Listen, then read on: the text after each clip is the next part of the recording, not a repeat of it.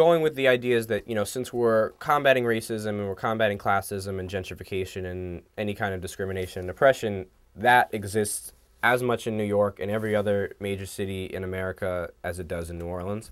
It's just not quite as obvious to see. So it doesn't really make sense just to bring people to New Orleans, do the work, and come home and just sit around waiting for the next trip to happen. So we have started to organize and do work here. I guess we consider ourselves community organizers, but our community is high school students. So we don't feel that we're the ones who necessarily need to be like out there in the streets organizing residents to go to meetings that we hold, like NY to NO meetings. That's not our purpose. Our job is to do that in high schools and to student groups or after school programs or churches or whatever, and mobilize as many students as possible to get involved here.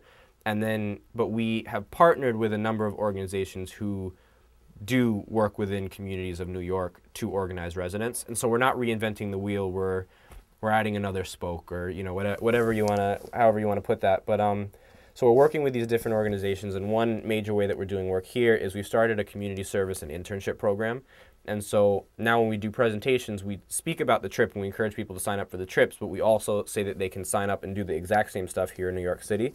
And at schools where students have to complete community service hours or do an internship, it's great because we attract a whole bunch of students who may otherwise have never cared to get involved, but they have a requirement, so they sign up. But we get people who care all over the place, and our job is they come to us, and we are going to start off with a forum where we discuss the history of NY to NO, similar to the very first day in New Orleans, and discuss our history, what we do, why we're doing this.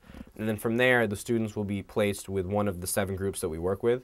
And every week they'll go and do volunteering, which would be canvassing neighborhoods, helping to plan protests, making phone calls, whatever that organization needs at any given time.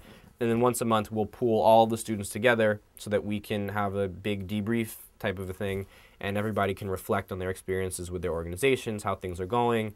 And then we would have workshops on student leadership and talking about the history of students within social movements, so that, because a lot of the time I think that we as students feel demoralized and feel like we can't make a change. The same way we kind of felt at the beginning when a lot of adults kind of said, oh, this is nice, but you're not really going to go anywhere. But the fact that we've created this is already inspiration in itself to any other student that we talk to, because we have created this with pretty much no help from adults. So which is a very nice thing, and it's an inspiring thing to a lot of students. And the program is slowly starting to develop.